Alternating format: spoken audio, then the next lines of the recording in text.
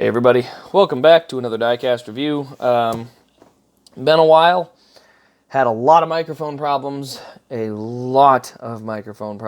I have finally just given up. I'm using a pair of headphones because I cannot figure it out. So, whatever the reason, it's been annoying enough that I'm willing to quit on it. So, we'll work on it some other day.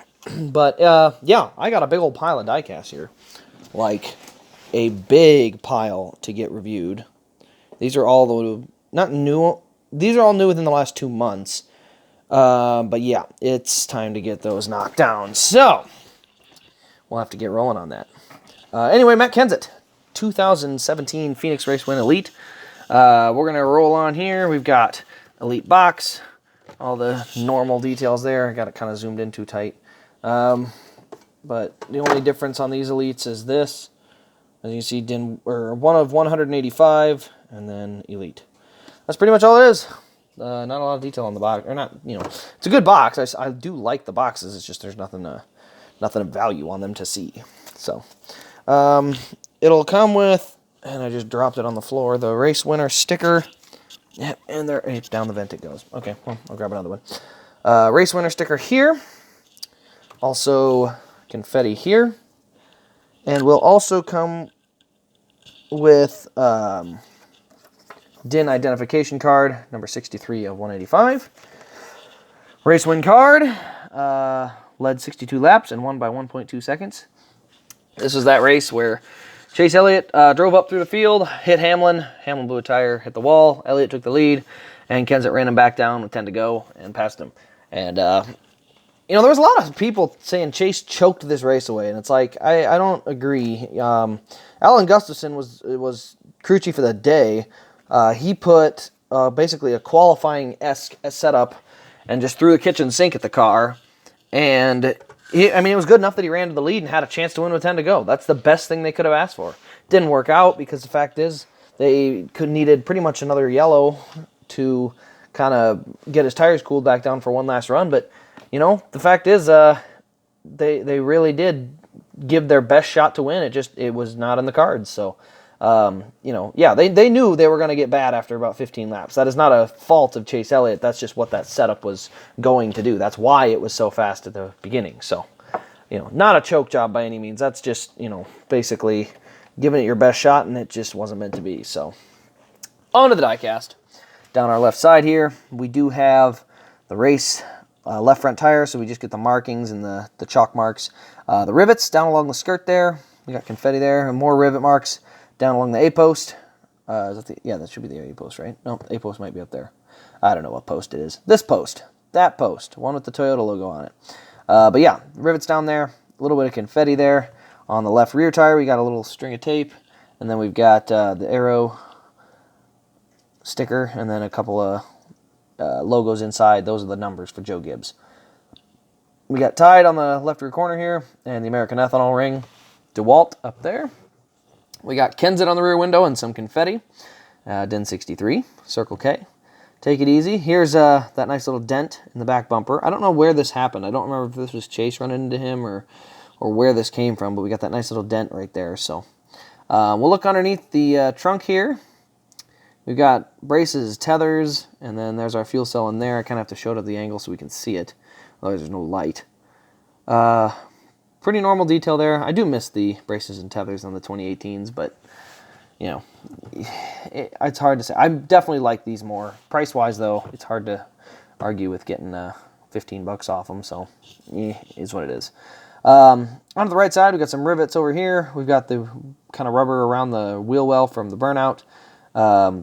Black over by the exhaust from all that heat coming out, and then just some rubber marks and more rivets down the right side here. There again, along the post. We've got some. And then we've got just the contingencies. Goodyear. He did get into somebody, rubbed and scraped a little lettering off that right front tire. Onto the nose. We have tape on the grill. And we got just some rubber marks and stuff along the hood and just a little on the front there. Again, kept it pretty clean for a short track, so is what it is there. We'll look under the hood here. If it'll allow me to look under the hood. Goodness gracious. And again, no complaint. If it's not going to let me under the hood because it's sealed so tight, I am just fine with that. I will never complain. That's a good-looking car then. So under the hood, there you can see our motor detail for the Toyota Camry. It's actually a really nice engine detail. Not a ton of wires to it, though. You see the braces and tethers. We've got Toyota, Let's Go Places. The braces and tethers, the tethers are tight. See how they're nice straight lines and they go straight back? They changed that midway through 2017, and I love it. I think it looks great. And again, in 2018 we lost them, so... yeah, they were going in the right direction. They were making some good changes in the 2017 Elites, because that was one. They were making that change better. The interior was getting corrected because they were finally putting the digital dash in them. And then the other one that not a lot of people mention, and I don't know if it's just because they don't notice it, because a lot of people don't open up their roof flaps. I'm trying to pop mine open here. But there's a little piece of cloth right here, and I've probably shown this in other videos, but I'm going to show it again because I can. But that piece of cloth has a slot that it actually goes down into the roof with the tethers. And they added these just for 2017, and I love it. I think it looks great. It looks nice, and it honestly, it does pull it right back down where it belongs. So when you shut it, you can, well, that one just, there we go. It was a little knocked up, but there, fit right back in place, and it's a nice little detail. So they did make some good changes on those. They really did. It's not like everything they did was anti-detail or anti-consumer on it. It's just, you know, they had made some different changes there. But yeah, the 2017 Elites, in my opinion, will be the last of the really good cars. I think they're just going to go downhill. They just keep, you know, changing things. If the 2018 or 19, this new formatted Elite, if they can get some belts and hoses back on these, it'd be great. But I don't see Lionel doing that. They're kind of cutting as many costs as they can, and you know, they know that their market is shrinking, so they're going to try and basically make more money per car than they ever have. It's, you know, part of the business, but they're looking out for, you know, right now profits, not 10 years from now where they're going to be. Because right now, at the rate they're going, they're not going to have a business in 10 years. Unless NASCAR suddenly becomes really popular again, and then they can kind of break back into it. But when you have a monopoly on something, the whole market can basically dictates how you do. So, but anyway, this is the 2017 Elite. It looks awesome. Really like this car. It's going to be an awesome addition to my collection with the 2017 Final Ride, or quotes on that because he didn't obviously finish his career in that car. But the Final Ride in the 20 DeWalt car, that's a really nice car. So this will go right next to those, and or next to that one, and then I think there was one other race when I was looking again. I think it's Kansas. He has a big right side scrape, but that'll be a that'll be a tough one to find. But anyway, if you've enjoyed the video, like, comment, subscribe, all that fun jazz. 448 subscribers, so we are 52 away from the Diecast collection video. So once we get there, I will do the full collection. I do have enough shelves now for all of them, so